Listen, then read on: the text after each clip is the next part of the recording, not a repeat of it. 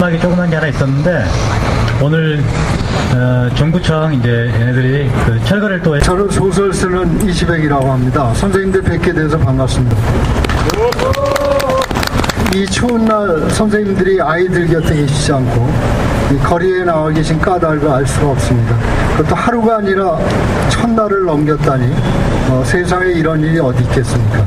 근데 이 놀라운 아이들 곁에 선생님들이 계셔야 할 선생님들이 거리로 나서는 것이 처음 있는 일은 아닌 것 같습니다.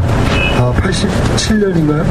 2,000명의 선생님들이 거리로 쫓겨나서 아이들 곁을 떠난 비극적인 사건이 있었는데 그때 그 선생님들이 아이들 곁을 떠나게 된 이유가 촌지받지 말자, 그 다음에 행복은 성적순이 아니잖아요 하고 우리 사랑하는 제자들이 옥상에서 뛰어내릴 때 이대로 놔둘 수 없다고 해서 제대로 된 교육을 하자, 이런 주장을 했더니 아이들 곁에서 뛰어놓더라고요. 그때 그 아이들 곁에 남아있던 선생님들은 누구인가, 또 여기 지금 거리로 나와 있는 선생님들은 누구인가, 정말 아이들에게 어떤 선생님이 필요한가, 이런 많은 생각을 하면서 오늘 이 자리에 나서게 됐습니다. 앞서서 우리 좋은 노래를 해주셨기 때문에 저는 글 쓰는 사람이니까 선생님들 앞에서 소나기 같은 이야기, 또 구름에 밝아듯이 가는 나그네, 이런 이야기를 드려야 되는데 갑자기 사자, 들소 이런 짐승 얘기를 하게 돼서 유감스럽게 생각합니다. 언제고 다시 좋은 자리에서 아이들과 더불어서 정말 소나기를 다시 한번 이야기하고 구름에 밝아듯이 가는 나그네를 할 수 있는 시간이 오리라고 믿습니다. 제가 오늘 드릴 것은 우리 노동자들이 지켜야 할 권리, 이것은 어떤 것이며 어떻게 지켜야 하는가, 이것을 함께 생각해보는 시간을 갖도록 하려고 합니다. 먼저 털의 권리라는 이야기를 드리고자 합니다. 제가 머리를 옆모습으로 보여드리면 조금 길었습니다. 제가 얼마나 머리에 대해서 한이 맺혔으면 이 나이에도 비로소 머리가 희끗희끗해질 때 머리를 기르게 됐습니다. 김두식 선생님 좋은 책에 보면 청소년들이 일탈행위 하는 것을 걱정하는 어머니가 다른 어머니가 위로하는 말씀이 있는데, 사람은 누구나 평생에 걸쳐서 일정한 질환을 하게 돼 있다. 그래서 그걸 질환 총량의 법칙이라고 그러더라고요. 그런데 제가 가만히 보니까 사람의 머리카락도 일정한 정량이 있는 것 같아요. 그래서 저는 이걸 두발 총량의 법칙이라고 바꿨는데요. 제가 청춘기에 기르고 싶은 머리를 못 깎던 시절이 있었습니다. 제가 70년대 학번인데요. 그때 그 이상한 지도자 한 분이 정말 보기 싫은 자기 머리를 전 국민에게 강요하던 시절이 있었거든요. 그래가지고 그분의 머리 스타일에서 어긋나면 잡아다가 뭐 이렇게 경찰서에 끌려갔는데 제 동료들은 민중 시위하고 집회하다가 경찰서에 구금이 됐는데 저는 머리 길러가지고 구금이 된 게 제 첫 경험입니다. 그래서 그때 머리 못 기르고 그런 게 한이 돼서 이제 뒤늦게라도 제 정량을 찾기 위해서 기르고 있습니다. 근데 이 털이라고 하는 것이 대단히 권리와 민감하게 작동하더라고요. 우선 역사를 보면 무신의 난이라고 하는 고려 말에 그 무신들이 쿠데타를 일으켜서 집권하게 되죠. 그때 문신들을 완전히 척살하게 되는데요. 그 무신들이 집권하면서 문신들을 일대 피바람이 부는데 그 촉발된 동기가 되는 사건이 바로 털입니다. 정중부라고 하는 아주 백전백승의 장군을, 그 수염을 그 당시에 그 문신의 아들이 그 수염을 촛불로 태웠습니다. 그 털을 모욕하는 것이 촉발이 돼가지고 피바람이 불어오는 무신 집권의 계기가 된 것입니다. 또 우리가 이가병 씨 책을 읽다 보면, 길은 복잡하지 않다에 보면 어떤 얘기가 나오냐면, 현대 중공업의 최초로 노조가 만들어질 때 노동자의 권리, 이러한 것들도 하나의 촉발되는 동기가 됐지만, 그 당시에 노동자들이 가장 노조를 만들어야 되겠다 이렇게 움직이게 된 큰 요인이 정문 앞에서의 두발 단속이라고 하더라고요. 이런 전설적인 얘기가 있을 수 있습니까? 애들도 아니고 우리가 무슨 고등학생도 아니고 근데 이게 사실이었습니다. 현대중공업 그 당시에 노조가 세우기 전에는 해병 출신, 특전사 출신 그러한 사람들을 경비로 뽑아가지고 그 사람들이 아침에 출근하는 노동자들의 두발 검사를 했대요. 그래서 강제로 삭발하고 이런 시절이 있었다고 하는 거죠. 따라서 이 털을 잘못 건드리면은 이게 세상이 뒤집어지게 된다. 이런 것을 우리가 역사로 보게 됩니다. 그런데 이 머리를 자기의 의지에 관계없이 깎는 세 가지 공간이 있습니다. 어딥니까? 교도소. 교도소 깎지 않습니까? 또 하나가 어딥니까? 군대. 또 어디에 있습니까? 마지막으로 하나. 정신병원. 그렇다면 그 당시 현대중공업 노동자들은 정신병자였습니까? 죄수였습니까? 아니면 군인이었습니까? 이런 물음을 던지지 않을 수 없던 상황이었죠. 네. 그런데 그 노조가 만들어지고 난 이후에 이러한 두발에 대한 권리, 털의 권리를 되찾게 된 거죠. 저는 그래서 우리의 권리의 문제의 인식은 털과 민감하게 작동한다 이렇게 볼 수가 있습니다. 그런데 우리가 청소년들에 대해서도 선생님들 여기 아이들 곁에 계셨으니까 잘 아실 거 아닙니까? 많은 중고등학교에서 학생들의 두발을 교육이라는 이상한 논리를 펴가지고 강제로 깎지 않았습니까? 그런데 지금은 이걸 함부로 하지 못하게 돼 있습니다. 또 학생 인권 조례라는 것도 만들어졌습니다. 근데 여기서 우리가 한번 돌아볼 것은 이러한 두발에 대한 권리나 학생 인권 조례가 저절로 만들어졌다는 게 아닙니다. 힘을 가진 사람들이 절대 이런 것을 자발적으로 만들어주지 않는다는 겁니다. 그러면 한번 청소년의 예를 들어보겠습니다. 청소년이 어떻게 해서 자신의 털을 지켜낼 수 있었는가? 최초로 청소년들이 청와대 앞에 뛰어나와서 내 머리를 깎지 마시오라고 선언한 운동이 있었습니다. 이게 바로 노컷 운동입니다. 이 노컷 운동을 한 것은 청소년들 자신이었는데 여기에 놀란 청와대에서 각급 교육청에다가 두발 문제에 대해서 학생들의 의견을 받아서 해라 이렇게 했던 거예요. 그때 학교에서 어떻게 받았습니까? 똑같습니다. 여기서 노사분규라고 그러면 이제 대거 어떤 분규가 크게 일어나고 그러면 그때서야 노동부도 움직이고 청와대도 움직이면 기껏 내려보내는 조정책이 뭡니까? 노사 간에 잘 얘기해서 원만하게 해결하라 하지 않습니까? 똑같이 청소년에게도 그 방법을 쓴 거예요. 학생들의 의견을 받아서 원만하게 학교에서 해라. 그때 학교가 기껏 내놓은 게 무엇입니까? 귀 밑 2cm에서 5cm로 해줄게. 3cm 늘려준 거.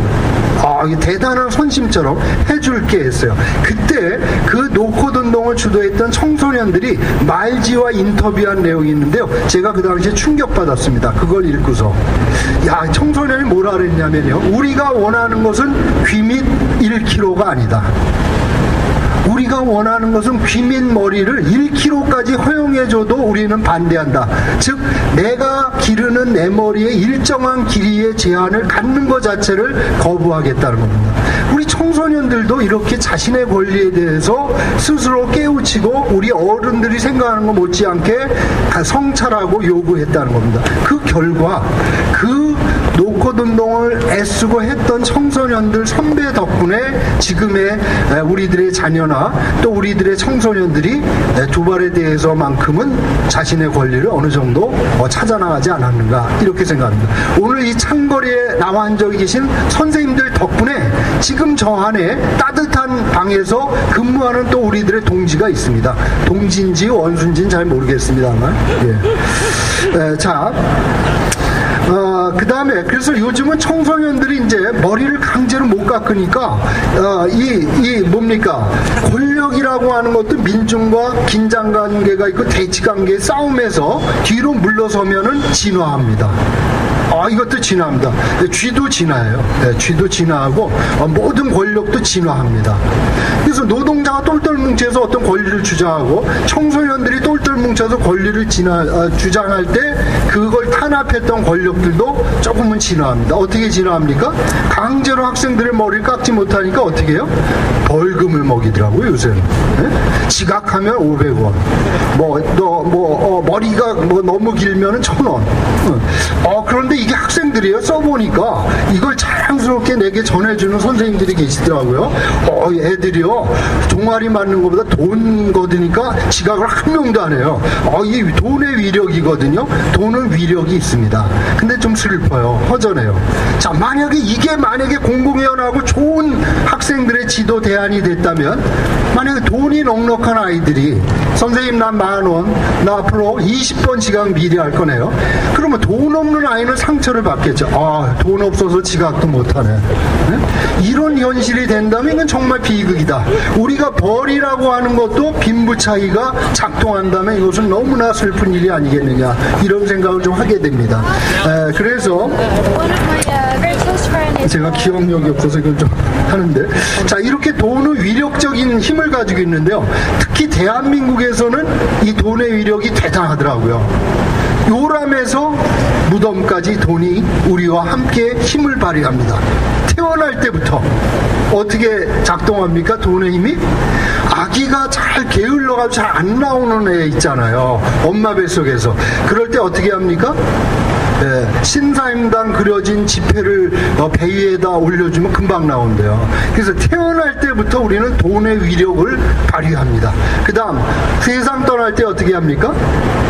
그래도 애들한테 얼마쯤은 물려주고 가야 편히 가지, 막 이렇게 마음대로 돈 없으면 이제 눈치 보면서 죽어야 되는 세상이 됐지 않습니까? 그래서 상조보험 이런 거. 그래서 돈이라고 하는 건 대한민국에서 태어나는 순간부터 세상을 떠나는 순간까지 위력적이고 차별화시키고 있다 하는 겁니다. 제가 전철을 탔는데요.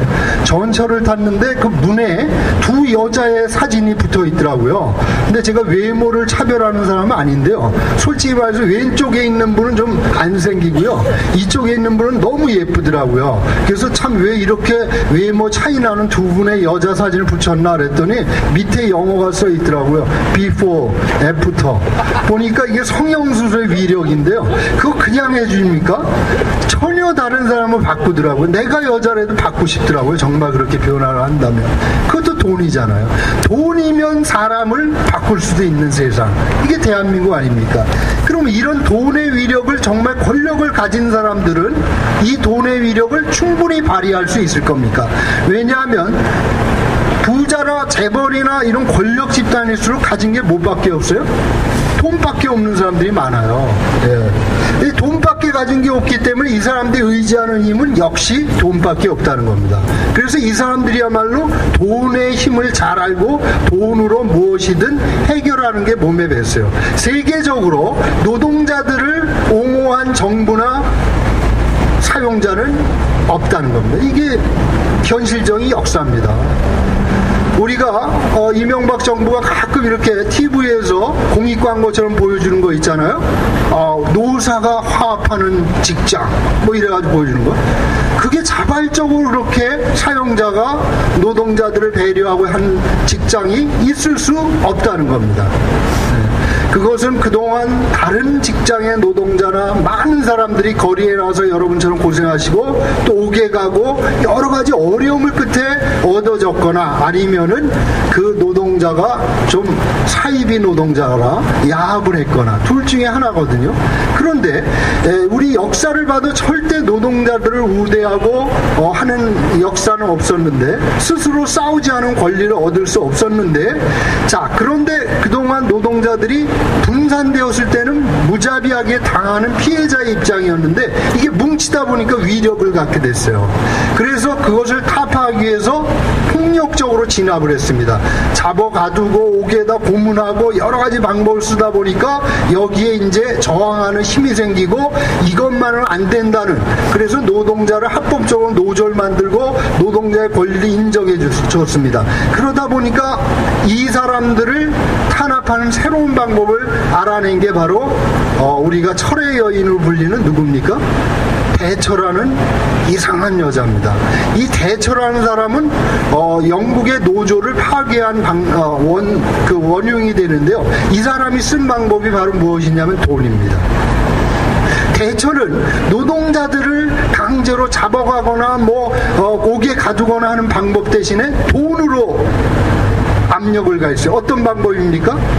노조 간부들에게 가압류, 지구에다 압류를 붙이고, 그 다음에 하루 영업 손실 얼마에서 막 5천억. 선생님들도 지금 그런 거 붙은 분 안 계십니까? 개개인의 그 노조에 주동이 되거나 참여한 분들에 대해서 돈으로서 감당할 수 없는 엄청난 압박을 가하는 겁니다. 여기에 영국의 오랜 전통을 지녔던 노조들이 무너지기 시작한 겁니다. 그 무너진 뒤에 그 황폐화된 노조라는 바람막이가 없어진 뒤에 위기에 처한 영국의 노동자들의 비극적인 현실을 그린 영화가 바로 빌리 엘리엇이라는 영화입니다. 우리는 빌리 엘리엇이라는 영화를 어떻게 기억합니까? 천재적인 춤꾼, 춤에 아주 뛰어난 재능을 가진 남자아이에만 관심을 갖지만 그 영화의 뒷면에서 보여주었던 건 무엇입니까? 노조에 붙어서 절대 파업에 흔들리지 않던 그 아이의 아버지가 흔들립니다. 회사편으로 자진해서 귀순합니다. 그 이유는 무엇입니까? 아이가 간절히 꿈꾸던 무용을 하고 싶다는, 그 학교에 가고 싶다는 재정적인 도움을 줄 수가 없다는 자체. 그래서 회사에 가면은 그 아들을 춤 공부를 시킬 수 있다는 돈에 무릎을 꿇게 되죠. 그래서 그 아들을 공부시키기 위해서 파업에서 빠져나와서 이탈해서, 아마 여기 앉아 계신 선생님들도 처음에는 이보다 훨씬 많으셨을 겁니다. 이유가 어떠하든 간에 힘들기도 하고 때로는 압류당하기도 하고 어려움 때문에 굴복하는 경우가 많습니다. 이게 돈의 위력은 그처럼 무서운 것입니다. 다행히 그 빌리 엘리엇의 감동적인 장면은 그 사실을 알게 된 노동자 동지들이 돈을 모아서 그 친구의 아들을 도와줬기 때문에 그 배신을 하지 않고 다시 파업의 대열 속에 합류하게 됐지만, 사실은 그 돈의 위력은 그처럼 강고했던 노동자의 단결과 의지마저 무릎 꿇게 할 수도 있는 위력을 가지고 있다는 겁니다. 그 다음에 제가 또 하나 가슴 아픈 영화의 말씀을 드린다면 빌리 엘리엇에 이어서 똥파리라는 영화입니다. 똥파리를 선생님들은 어떻게 기억하십니까? 어떤 알코올 중독 상태의 아주 못된 아버지에 의해서 이루어진 가정의 비극, 잔혹극, 이 정도, 거기에 대한 아들의 한 맺힌 복수, 이런 사실로 선생님들 기억하시겠지만, 제가 그 영화를 보면서 가슴 아팠던 건 무엇입니까? 바로 포장마차를 철거하는 일을 맡았던 그 똥파리 같은 용역입니다. 선생님들도 이런 집회를 하거나 했을 때 누가 와서 여러분들을 끌어내고 합니까? 되게 용역 깡패들이 하지 않습니까?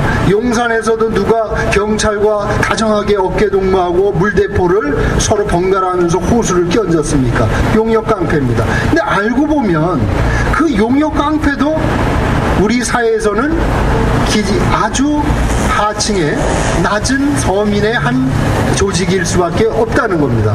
따라서 돈이 가진 사람들은 자기 손에 피 묻히는 일조차 스스로가 하지 않고 그 돈을 통해서 굳은 일을 또한 민중에게 서로 시키고 분열시키고 있다는 겁니다. 네, 제가 오늘 말씀드리는 것은 어떻게 사자가 들소를 잡아먹는가라고 하는 이야기입니다. 제가 똥파리만 좋아하는 게 아니라 동물의 왕국도 좋아합니다. 동물의 왕국을 저만 좋아하는 줄 알았더니 김대중 대통령께서도 이걸 너무 좋아하셔가지고 연세가 많으시니까 잠이 없으시잖아요. 그래서 동물의 왕국이 갑자기 아침 일찍으로 옮긴 그런 시절이 있었습니다. 네, 확인되지 않은 전설입니다만. 네. 그런데 이 동물의 왕국을 보면요, 사자가 들소를 잡아먹는 장면이 나옵니다. 생각을 해보세요. 들소가 몸무게가 얼마입니까? 1톤입니다. 1톤. 평균 1000kg입니다. 사자 몸무게 150kg입니다. 150kg 사자가 어떻게 들소를 잡아먹습니까? 이렇게 물었더니 어떤 분은 그러더라고요. 떼를 지어서요. 떼를 짓는 걸로 말하자면 들소떼가 더 많잖아요. 근데 왜 이건 과학적으로 계산을 해보면 수리적으로 나올 수 없는 답이다 이겁니다. 어떻게 150kg짜리 사자가 떼를 진 들소들을 1톤짜리 들소들을 먹이로 삼을 수 있느냐. 바로 이 문제입니다. 들소를 공격할 때 사자가 그냥 달려드는 게 아닙니다. 그렇게 달려드는 사자가 가끔 있어요. 미친 사자. 아주 비참하게 죽음을 맞이합니다. 들소들한테요. 자, 그런데 그러면 어떻게 사자는 들소를 잡아먹는가? 처음에 분열을 시킵니다. 뭉쳐있는 들소떼를 갖다가 겁을 줘야지 흩어질 거 아닙니까? 겁을 줄 때 어떻게 줘요? 요새 회사 사정이 어려워. 구조조정 좀 해야겠어. 갈수록 뭐 다른 업체하고 경쟁이 심해져. 이렇게 투덜투덜하면 들소들은 시키지 않아도 흩어집니다. 시키지 않아도 일찍 출근하고 늦게 퇴근합니다. 이거 알아서 벌벌벌 하면서 이 대오가 흐트러지게 돼 있어요. 그 다음에 어떻게 합니까? 그 다음에는 경쟁을 시킵니다. 겁을 줘서 흩어놓은 다음에 흩어진 그 들소들에게 달리기를 시키는 겁니다. 어떻게 사자가 흩어진 들소를 달리기에 경쟁을 시킵니까? 우리 회사도 연봉제를 해야겠어. 성과급제를 해야겠어. 우리 회사도 평가를 해야 되겠어. 인사에 반영해야 되겠어. 이렇게 그 개개인의 들소, 개개의 들소들에게 경쟁을 하도록 요구합니다. 그래서 달리기 나만 살겠다고 뛰게 된다면 어떻게 되느냐? 그 중에 반드시 뒤처지는 들소가 나올 것이고 뒤처지는 들소를 잡아먹는 것은 누워서 떡 먹기다 하는 말씀입니다. 자, 그럴 때 남아있는 들소들의 표정을 동물의 왕국에서 보면 어떠합니까? 옆에서 사자들이 자기 친구 들소를 뜯어먹고 있을 때 나머지 들소들은 그 표정이 대단히 평온하더라고요. 내가 아니어서 다행이야. 오늘도 난 무사히. 자, 바로 이러한 구도가 바로 150kg짜리 사자가 1톤짜리 들소를 잡아먹게 하는 것이 아닌가 이렇게 생각합니다. 또 하나의 가슴 아픈 현실은 인도에 가면 코끼리 사냥을 하는데 코끼리 사냥을 할 때 어떤 걸로 사냥을 합니까? 바로 길들인 코끼리로 하더라고요. 그 길들인 코끼리를 타고서 야생의 코끼리를 잡으러 다니면 이 코끼리는 자기가 코끼리인 걸 몰라요. 자기가 정말 사냥꾼이라도 된 것처럼 추굴뚱살뚱 야생 코끼리 있는 데를 찾아주고 이리저리 몰고 해서 그것을 사냥감으로 잡히게끔 만듭니다. 그렇다면 우리 주변에 길들인 그 사냥꾼에게 길들여진 코끼리는 누굽니까? 있잖아요. 어떤 직장이든지 분규가 나면 바로 회사는 길을 들이는 코끼리를 만듭니다. 야생의 코끼리를 탄압하기 위해서 길들인 코끼리들, 지금도 아마 저 안에 좀 우글우글할 겁니다. 바로 이것이 바로 구사대라고 합니다. 어떤 분규가 나든 공장이든 직장에서 분규가 나면 자기 편에 말 잘 듣는 길들인 코끼리를 만들게 돼 있고, 그 길들인 코끼리들이 완장 하나 채워주면은 죽을뚱살뚱 자기 동지들을 잡아가고 탄압하는 데 앞장서게 된다. 이게 비극적인 현실이다 이겁니다. 바로 이 두 가지. 왜 우리는 들소처럼 흐트러져야 되고 또 왜 우리는 서로 경쟁을 해야 되며 더 거기서 한 걸음 더 나가 왜 우리를 탄압하는 편에 길들여져서 내 동지들을 배신하고 탄압하는 도구로 사용돼야 하는가. 이 문제를 해결하지 않으면 노동자들은 이길 수 없다. 스스로의 권리를 지켜나갈 수 없다라고 저는 생각합니다. 또 하나는 우리 직장에서 그러면 사자가 들소들을 분열시키는 방법처럼 직장은 우리가 돌아보면 어떠한 방법으로 쓸까요? 사자가 겁을 줘서 뭉쳐있는 들소떼를 흩어놓 놓는 것처럼 우리가 똘똘 뭉쳐있는 노동자들을 흩어놓 놓는 방법은 어떻게 하면 될까요? 직제를 세분화하는 겁니다. 직제.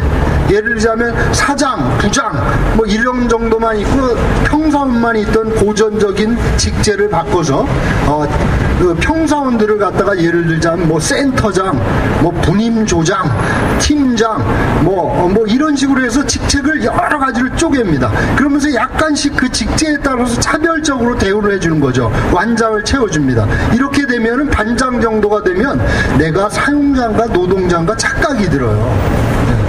내 밑에도 나도 다른 내 반원들을 거느리고 있고 이 사람들을 내가 지시해야 되고 이런 착각에 빠지게 하면 정체성 자체가 아까 길들인 코끼리처럼 내가 사냥꾼인가?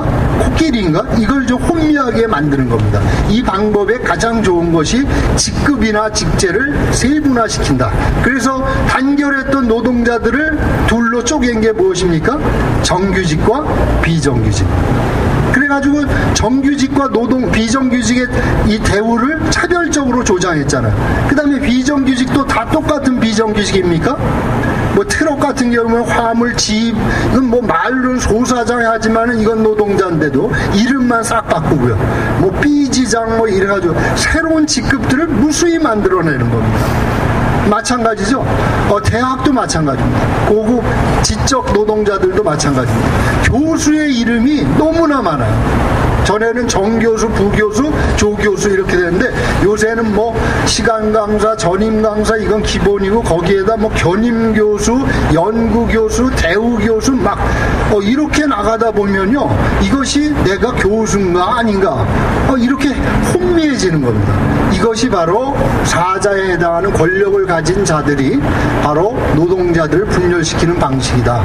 이런 말씀을 드립니다. 자, 그렇다면 이렇게 분열시켜서 어떻게 조정하는가?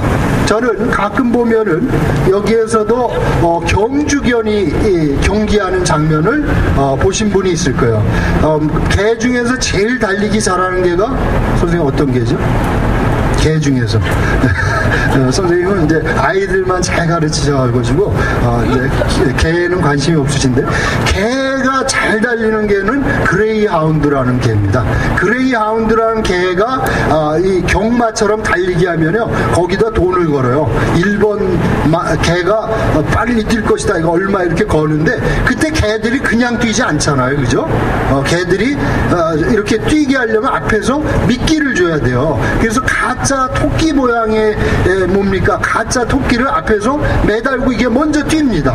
그러면 그 개들이 그 토끼에 대한 본능이 있기 때문에 죽어라고 뛰는 거예요. 바로 이 가짜 토끼에 해당하는 것이 우리 앞에 있는 환상이라 하는 겁니다. 이 환상적인 먹이를 미끼를 내걸고 계속 작동을 시키는 거예요. 경주를 뛰게 하는 거죠.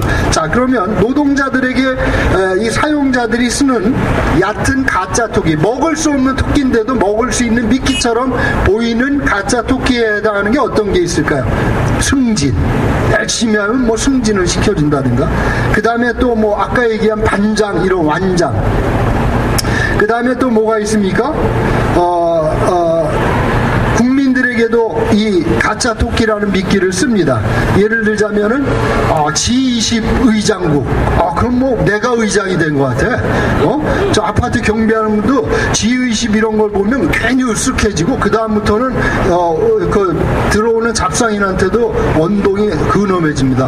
뭐야? 막 이런 식으로. 이런 가짜 미끼를 부추겨서 국가주의나 애국주의.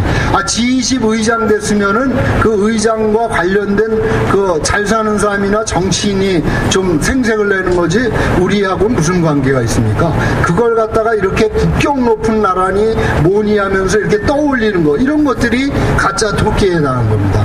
그 다음에 또 하나가 뭐가 있습니까? 수출이 뭐 몇 년 이내 가장 뭐 수출 많이 했다. 많이 하면 뭐합니까? 나눠줘야지.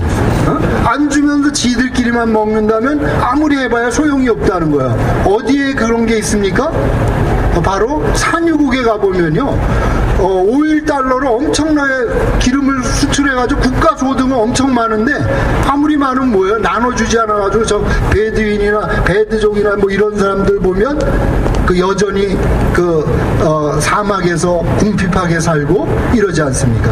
그래서 이런 문제들이 다 우리 앞에 놓여있는 가짜 토끼다. 이런 것들에 현혹돼서 우리는 죽을 둥 살 둥 동료를 팔아먹기도 하고 배신하기도 하고 완장을 차고서 똑같은 동지들을 탄압하는 일에 선다면 이건 부끄러운 일이다. 이런 말씀을 드립니다. 우리 사회의 특징, 최근에 보면 예능 프로그램을 보니까 인기 있는 게 뭡니까? 나는 가수다. 뭐 이런 것들이 있는데, 이런 예능 프로그램에 작동하는 기저에도 그냥 웃어 넘길 문제가 아니라는 거죠. 순기능도 있죠. 숨어있던 정말 노래 잘하는 사람을 찾아낸다. 그런데 가슴 아픈 것은 이러한 프로그램의 방식이 서바이벌이라는 프로그램인데요. 이 서바이벌이라고 하는 건 승자 독식의 구조입니다. 어떻게 보면 신자유주의적인 문화 프로그램이다, 이렇게 볼 수가 있어요. 한마디로 되는 놈은 다 먹고 떨어지는 놈은 이제 나가 떨어지고 이런 거거든요. 근데 이러한 프로그램들이 우리 문화 속에 너무나 많이 들어와 있죠. 이 예능 프로그램 중에서 나는 가수다 같은 경우에는 승자 독식, 모든 것이 1등한 사람들이 모든 영예와 부를 누리고 있는 거라면 또 이런 프로그램이 있더라고요. 주사위 던져가지고 걸리는 사람에게 막 이 지구상에서 제일 매운 고충과 이런 거 막 먹여서 막 고통받는 거 즐거워하는 거, 이건 거꾸로죠. 뒤에서 자르는 거예요. 복불복. 그래서 우리 사회에 지금 두 가지 경쟁의 구조는 승자 독식의 서바이벌 게임과 나만 아니면 된다는 복불복, 이 두 가지가 우리 노동자들에게도 작용하고 있다는 겁니다. 지금 저 안에 따뜻한 방 안에서 앉아 계시고 다다리 꼬박꼬박 여러분들 거리에서 1000일 동안 있는 동안에 꼬박꼬박 공급받고 돈 버는 분들은 나만 아니다 하면 됩니다. 내 친구였던, 어제까지만 해도 나와 옆에서 같이 풀을 뜯어먹던 들소가 오늘 사자에게 뜯어먹겨도 나만 아니면 된다. 이게 복불복이거든요. 그럼 이런 정글에서 작동하는, 우리는 들소가 아니잖아요. 우리가 살아가는 사회는 정글이 아니잖아요. 그런데도 그러한 들소와 같고 사자와 같은 생각으로 살아가는 나라라면 이건 대단히 불행한 나라다. 이런 나라에 대해서는 애국할 필요가 없다. 이런 나라에 대해서는 세금 낼 필요가 없다. 이런 나라에 대해서는 군대 갈 필요가 없어요. 정말 할 수만 있다면은 국적에 대해서 거부운동도 하고 싶은 심정이 일어나는 겁니다. 그런데 참아야 돼요. 조금 보니까 이제 오래 못 갈 것 같아요. 오래 못 가는 징조가 있습니다. 정권이 타락하고 무너질 때 첫 번째 나타난 증거, 시인을 옥에다 가두더라고요. 네. 시인, 그거 송경동 시인, 제가 그거라 해서 죄송합니다만, 그 시인이라고 하는 존재는요 아주 약하죠. 송경동 시인이 뭡니까, 지금 옥에서 고생하지만 내가 보니까 그 파리도 잘 때려잡을 힘이 없어요. 그런 사람을 왜 가둬놓느냐 이거. 근데 과거에도 있었어요. 시인들을 옥에다 가두고 글을 쓰는 문신들을 탄압한 정권들이나 역사는 반드시 패망했다는 겁니다. 또 하나의 강력한 증거가 있습니다. 중국에 있어요. 국민들은 경제가 어려워서 밥 걱정을 하는데 이 왕이란 자는 뭘 했습니까? 중국에 수나라 때? 네, 똑같습니다. 제가 하는 말씀 잘 들으세요. 나라가 망하려면 어떻게 해요? 시인을 옥에 가두고, 두 번째 증거는 강에다 배를 띄우려고 삽질을 하더라고요. 결국은 수나라가 망했습니다. 지금 두 가지가 일치했죠. 세 번째, 이거는 유럽의 증거입니다. 한 시대가 몰락하고 역사가 크게 변할 때는 종교가 타락합니다. 종교가 어떻게 타락하느냐, 그 종교가 타락하는 징후가 있어요. 뭐냐면 정치 권력하고 손을 잡게 됩니다. 지금이 그렇습니까? 아닙니까? 네. 그렇다면 바로 이 세 가지 증거가 일치하는 지금은 어떤 시기입니까? 패망할 시기고 정권은 무너질 시기다. 그러니까 선생님들 조금만 춥더라도 참으세요.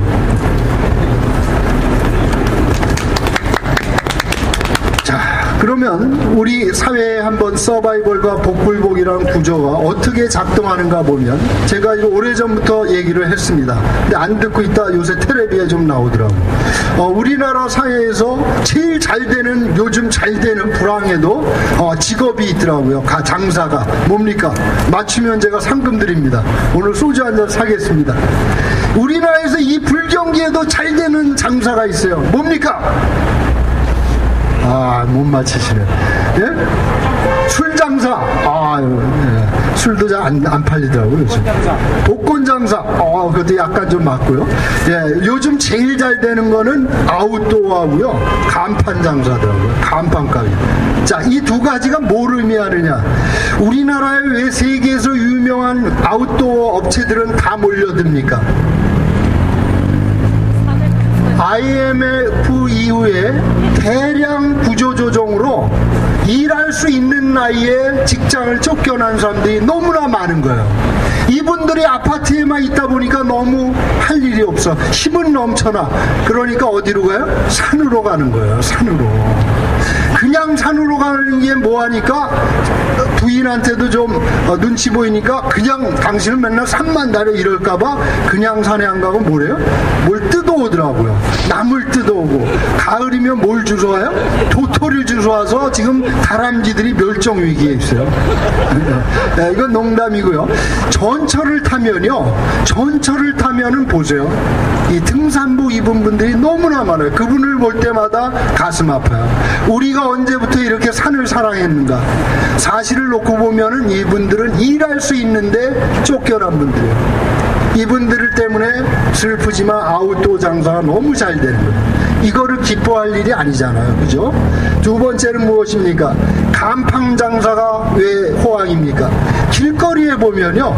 선생님들 사시는 집 그 골목을 유심히 보십시오. 6개월을 오래가는 가게가 없어요. 수시로 바뀌어요. 김밥 나라였다가 PC방, 좀 있다가 또 뭐 노래방, 계속 바뀝니다. 자, 이건 뭘 얘기하냐면 자영업이 병적으로 우리 사회가 높다는 겁니다. 자, OECD에 들었다고 우리가 자랑하고 있는데요. OECD의 자영업의 산업인구 대비 비율은 5%입니다. 5%. 그래서 여러분들 호주나 뉴질랜드 외국에 여행하신 분들은 저녁 늦게 뭐 사 먹으려면요 한 2시간 가야지 피자 가게 만나거나 이러잖아요.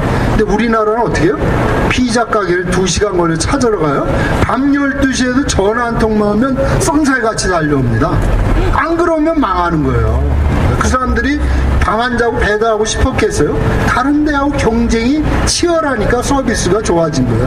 네. 자, 그렇다면 이렇게 자영업이 높아진 이유가 우리 사회는 왜 어떤 이유가 있느냐? 세계에서 자영업의 비율이 높아서 걱정하는 나라가 있어요. 일본입니다. 일본은 16%입니다. 16%. 그럼 우리나라의 자영업 비율은 2009년도 기준 34%입니다. 놀라운 숫자 아닙니까? 이 자영업의 비율이 높다는 건 몇 가지 문제가 있습니다. 첫째, 이분들은 대체적으로 생각을 해보세요. 영세한 자영업을 얘기하는 겁니다. 이 34%의 대부분은 영세한 겁니다. 즉 이분들이 하는 김밥나라나 당구장이나 노래방 이런 것들은 어떻게 해서 운영되냐면요, 회사에서 별로 명예스럽지 못한 명예퇴직하신 분들, 그럴 때 명예퇴직 수당을 받잖아요. 소위 말하면 생명수당을 받잖아요. 거기에다가 나와서 취직은 안 되잖아요. 한번 직장에서 쫓겨나면 안 되잖아요. 그러니까 그걸 가지고 할 수 있는 건 뭐예요? 자기 자영업을 차릴 수밖에 없는 거죠. 그런데 생각을 해보세요. 될 만한 당구장이든 노래방이든 이런 거 할 때 퇴직금만으로 차릴 수 있어요? 없어요? 없어요. 그러다 보니까 친척이든 부모님이든 친척이든 돈을 꾸게 되거나 빚이 생기게 되는 겁니다. 근데 이게 그렇게 해서 차린 자영업의 함정이 있습니다. 누구는 김밥나라 해가지고 떡볶이 해가지고 수십억 부자가 됐더라, 이런 거 보도해주는 텔레비 있으면요 그 박살을 내야 됩니다. 이거는 로또만 맞아서 돈 벌 수 있다는 말하고 똑같은 거예요. 이게 바로 아까 말씀드린 가짜 토끼예요.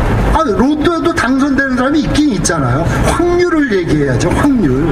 10명이 자영업을 차렸을 때 9명이 망해야 하나가 성공하는데, 그걸 갖다가 이렇게 성공하는 사람도 있는데 망한 건 네가 게을렀거나 네가 장사 실력이 없거나 이렇게 탓하는 나라라면 이건 나라가 아니다.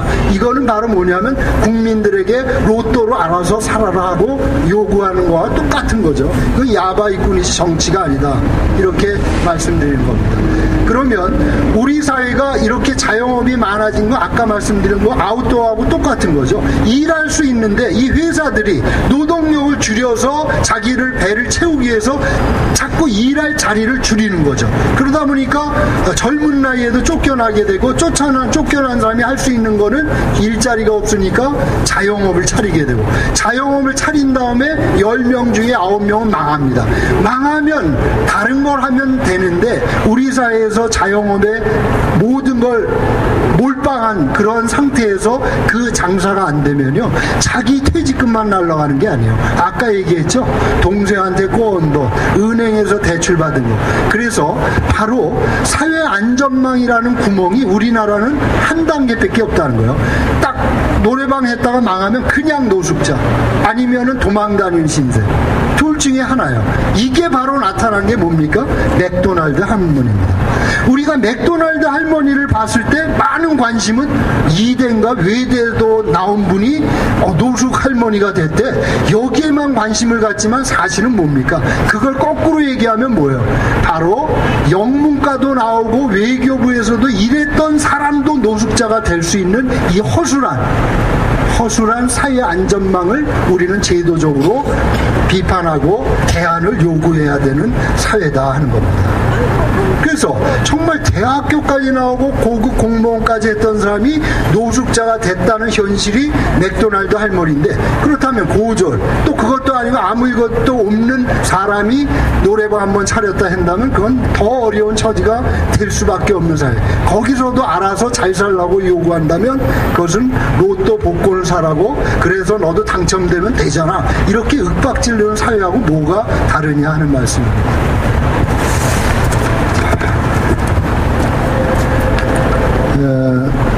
이런 식으로 나라가 자꾸 국민들을 내면화시키고 또 애국을 자꾸 요구합니다. 이러다 보니까 직원이 사장을 걱정해줘요.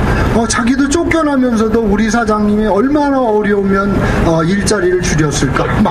이게 IMF 때 우리가 많이 겪었잖아요. 그 기업들이 땅 장사하느냐고 은행 대출 받아가지고 여기저기 땅 사놨다가 부동산 경기가 어려워지니까 대출 이자 못 내서 벌러덩하고 망했는데 그 모든 핑계를 땅 투기해서 배불렸던 기업주나 이런 사람들은 빠져나가고 노동자들에게 책임을 물어서 우리나라 노조가 너무 강성이라서 이렇게 몰아치우고 길거리로 내쫓았던 게 IMF 아닙니까?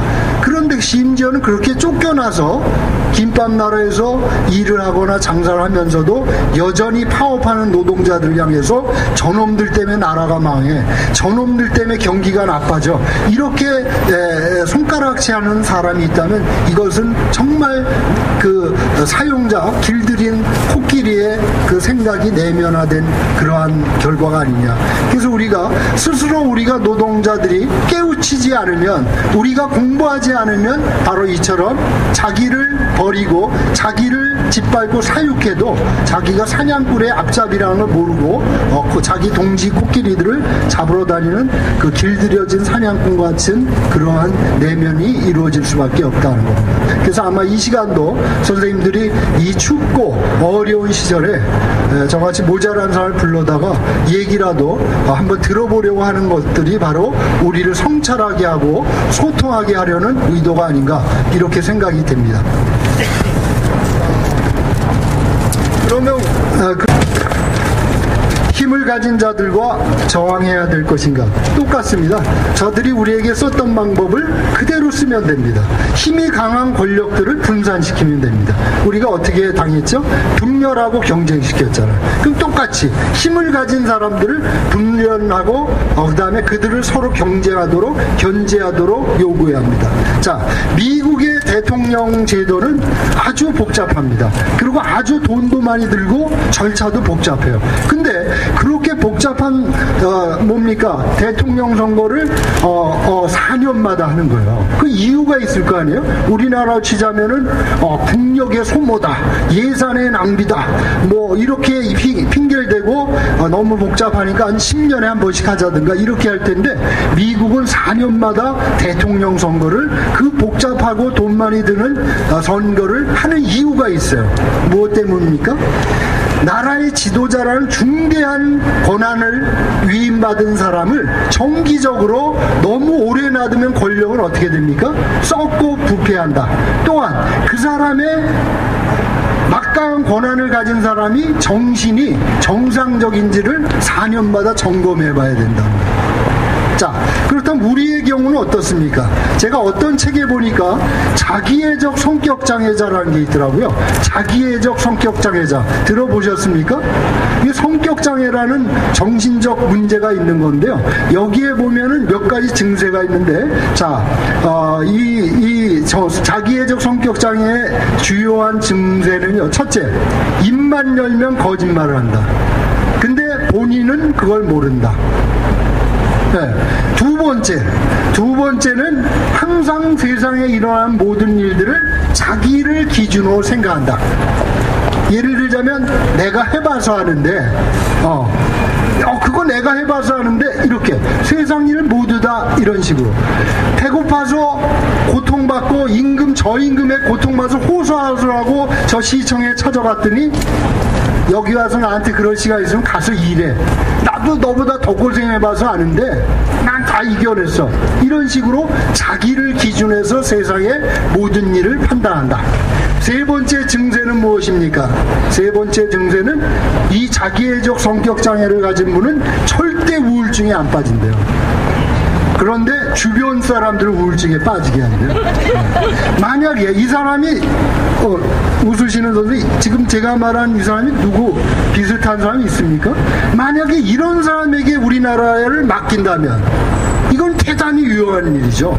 미국은 이러한 것들을 알기 때문에 정기적으로 최단 기간에 수시로 대통령을 점검하고 권력을 분산시키고 나누기 위해서 무수한 소모와 시간이 낭비되는 선거 절차를 4년마다 갖는다. 이렇게 되어 있습니다.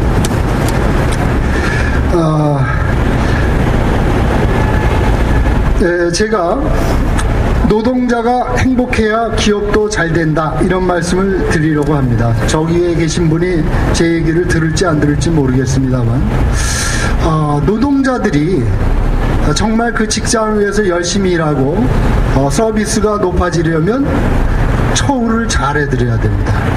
그러면 일하지 말라 해도 일을 잘하게 되고 생산성이라는 게 높아지게 돼 있습니다. 자, 그런데 우리나라에 힘 있는 사람들은 주로 골프장에서 그 얘기 하더라고요. 골프 치면서 뭐라 그래요? 요즘 노동자들이 일을 너무 안 해. 나이스 샷. 뭐 이렇게 하는데. 자, 이렇게 하면서 항상 우리나라의 생산성이, 노동 생산성이 다른 나라에 비해서 떨어진다. 뭐 이렇게 압박을 하면서 생산성이 낮아지면 어떻게 해야 된다고요? 처우를 개선해주면 돼요. 외국처럼 생산성이 높다는 나라처럼 봉급을 올려주고 근무 여건을 완화해주고 픽셀사나 또는 IBM처럼 사내에 100개 인문학 강좌를 운영하고 뭐 이런 식으로 한다면은 생산성이 올라가게 되는 거예요. 근데 우리나라는 어떻게 했습니까? 생산성이 높지 않다고 하면 오히려 근무 시간을 늘리고 출근 시간을 당기고 막 이런 식으로 더 괴롭히게 되는 겁니다. 그럼 노동자를 괴롭히는 게 과연 기업이나 또는 생산성을 높이는 데 도움이 되느냐? 과거에 많이 해봤거든요. 어떻게 해봤냐면 예전에 가슴 아픈 일입니다만 버스 차장이라는 직종이 있었습니다. 기억하십니까? 그 버스 차장 중에 정말 그분들이 얼마나 힘들게 일을 하셨냐면 새벽 4시에 일어나서 그 밤늦게까지 자정까지 그 버스에 시달리고 그 당시에는 교통편이 나쁘니까 만원 버스에 사람들을 밀어놓고 매달리고 떨어지고 막 이런 힘든 일을 하시는 분들. 그러니까 이분들의 표정은 주로 뭡니까? 좋은 일들이 많았어요. 그래서 이분들 중에 중량교 청량리를 운행하는 버스 차장이 졸면서 중량교 청량리가 이 소리가 차라리 죽는 게 나요로 들렸다는 시절이 있었잖아요. 차라리 죽는 게 나요 이렇게. 자, 그러던 시절에 똑같은 승무원이라도 대한항공의 스튜어디스와 서비스의 차이를 비교해 보자고요.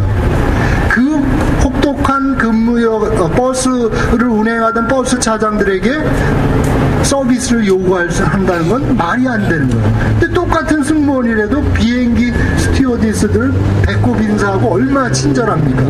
이 차이는 바로 무엇입니까?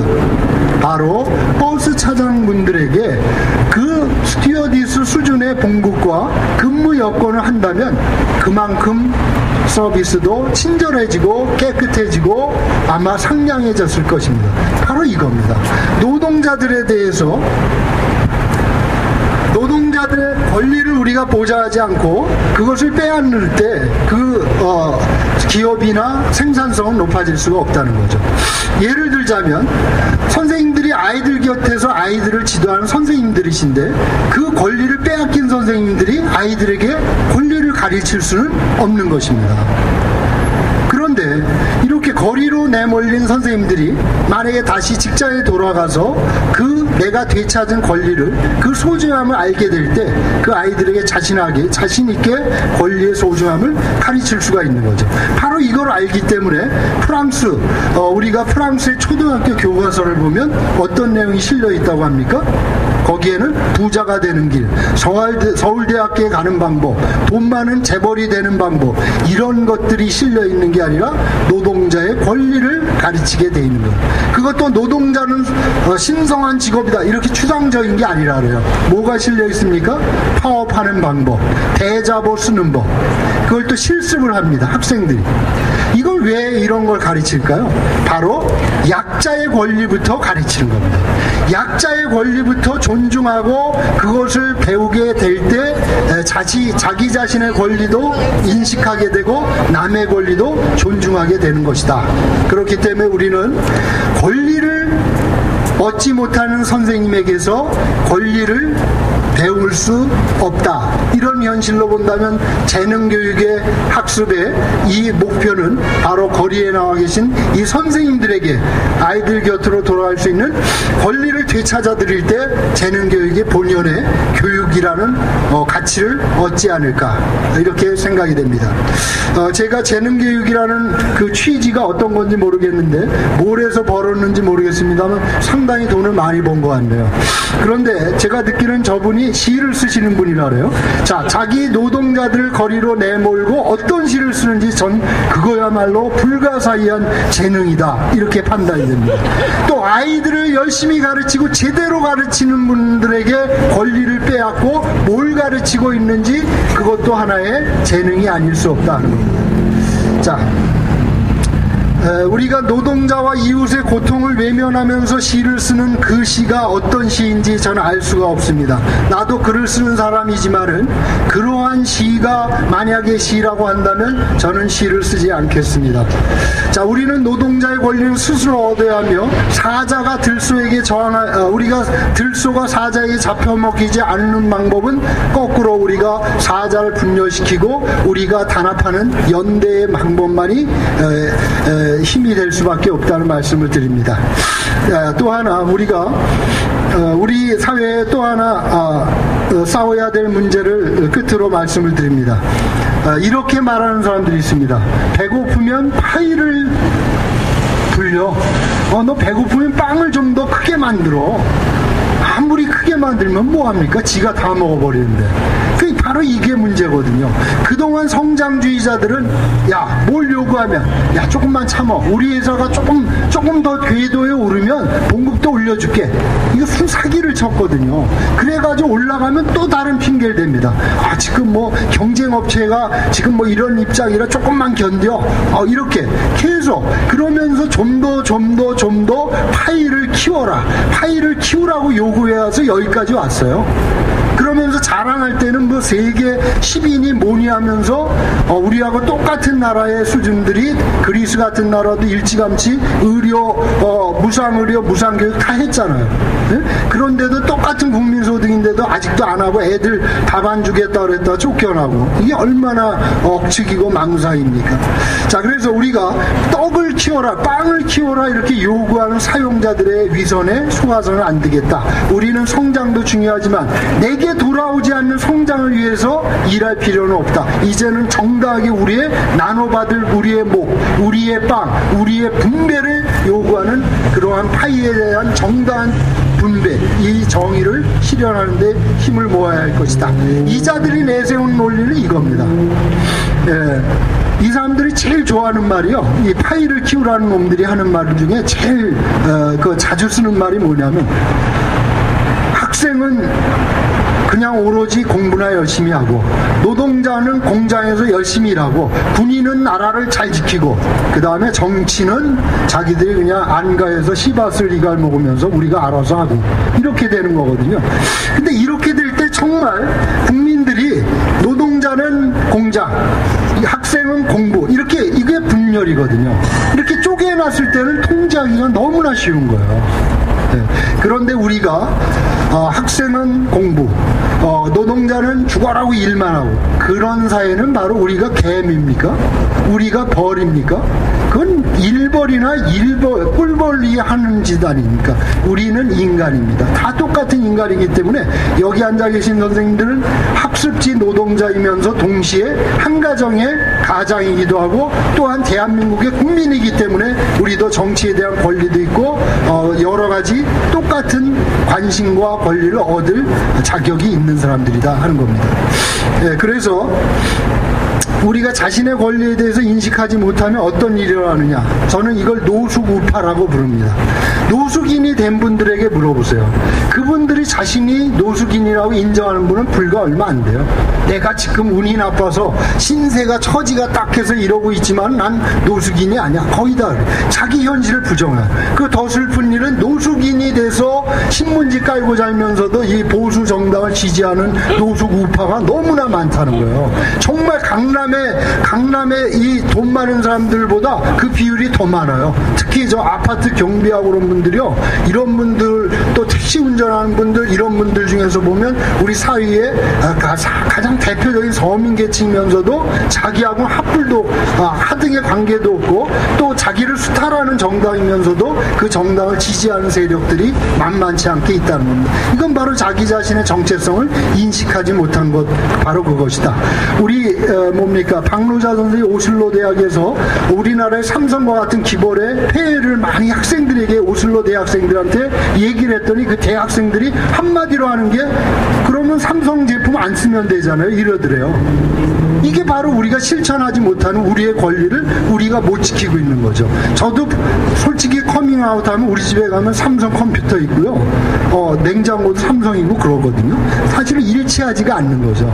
그래서 우리들의 권리를 주장할 때 실천에 옮겨야 되겠다. 그럴 때 우리의 권리가 우리에게 돌아올 것이다, 이런 것입니다. 네, 다음은 좀 춥네요. 그 다음에 성찰하고 우리가 돌아보지 않으면은 얻을 수 없다는 말씀을 드립니다. 예를 들자면 우리는 어떤 사람입니까? 여기 앉아 계시는 선생님들 가운데 젊은 분들은 제외하고 저와 같은 세대는 부끄럽게도 유신헌법의 92.2%를 지지해서 박정희 군부 독재를 유지시켰던 한몫을 했던 사람들입니다. 이러한 자신의 과오와 지난날의 잘못된 선택에 대해서 성찰하고 반성하지 않는다면 이것은 발전할 수 없다는 겁니다. 우리는 근대 역사를 보면 우리 역사의 비극은 어떤 문제가 있냐면 심판한 적이 없고 반성한 적이 없다는 거예요. 7.1 문제 심판하지 못했습니다. 광주 민중항쟁 총에 맞아 죽은 사람은 부지기수로 많고 눈물 흘린 사람 많지만 총 쏜 사람은 하나도 없잖아요. 누구도 거기에 대해서 반성하거나 심판받은 적이 없잖아요. 그러니까 공공연하게 지금도 잠복해 있다가 가끔 가면 뭐랍니까? 광주에는 그 당시에는 폭도들이었다, 이런 망언을 떳떳하게 할 수 있는 일이 바로 뭐냐? 이것이 바로 역사에 심판하지 않은 역사의 폐해요, 돌아보지 않는, 반성하지 않는 우리 민중의 한계다, 이렇게 볼 수가 있는 겁니다. 자, 우리가 깨우쳐지지 않는 민중, 의식을 깨우치지 않는 노동자는 여전히 길들여진 코끼리처럼 오히려 권력을 가진 사람들의 도구에 사용될 수가 있다는 사실을 말씀을 드립니다. 우리가 역사를 반성하지 않을 때 어떤 참극이 벌어지냐면 보스니아 내전을 말씀드리겠습니다. 보스니아 내전은 불과 오래전도 아니고 얼마 전에 있었던 최근에 일어난 일입니다. 우리가 문명이 사회라고 일컬어지는 현재, 그것도 유럽의 중심부에서 일어난 일인데, 바로 어제까지도, 몇 해 전까지도 같이 농사를 짓던 이웃끼리 산 너머 동네에서 서로 오가면서 술도 마시고 마시고 축제를 했던 사람들이 갑자기 서로 원수가 돼서 내전이 일어났을 때 어떤 일을 했습니까? 문명의 중심이라는 유럽 사회 보스니아에서 세르비아계와 그 보스니아계 사이에 어떠한 내전이 일어났냐면 사람을 잡아서 어제까지도 술 같이 마시고 술집에서도 얘기를 나눴을지도 모르는 사람을 잡아서 산채로 엉덩이에다 항문에다 나무 막대기를 깎아서 죽지 않도록 살살살살 박아서 이 모기로 뚫고 나오게 만드는 게 요령이래요. 절대 죽지 않게. 그렇게 해가지고 십자가로 목책에다 꿰가지고 서서히 죽게 만드는 이런 야만적인 행동을 한 게 바로 얼마 전의 일이에요. 유럽에서. 근데 많은 학자들이 여기에 충격을 받고 어떻게 이런 일이 일어날 수 있는가 했더니 그 전에 세르비아계가 150년 전에 그런 일을 당했어요. 그래서 그게 한 나라로 연방을 하면서 많은 사람들이 우리가 써먹었던 방법 있잖아요. 국민화해, 화합 이러면서 얼버무리면 넘어갈 줄 알았는데 그게 잠복해 있던 거예요. 그러다가 이 연방이 분열되고 나라가 갈라지게 되니까 묵었던 그 원한, 역사적 심판하지 않은, 반성하지 않은 역사의 한을 복수를 되살아나서 그 끔찍한 일을 자행했다는 겁니다. 저는 광주 민중도 마찬가지고 친일의 문제도 청산되지 않았다고 봅니다. 그것이 그렇다고 해서 이렇게 소멸하고 얼렁뚱땅 얼버무려졌느냐, 자신 있게 거기에 동의할 수가 없습니다. 보스니아와 그 이상의 참극이 우리 사회에서도 일어나지 말라는 법이 없다고 생각합니다. 그런 점에서 우리는 우리 스스로를, 우리 역사의 과거를 충분히 반성하고 성찰하는 걸로부터 나를 찾고 거기에서 내 권리를 인식하고 함께 나가야 되지 않을까 이렇게 생각이 됩니다. 우리는 한홍구 선생의 말로 의뢰하자면 한 번도 왕의 목을 잘라보지 못한 민주주의의 한계를 가지고 있습니다.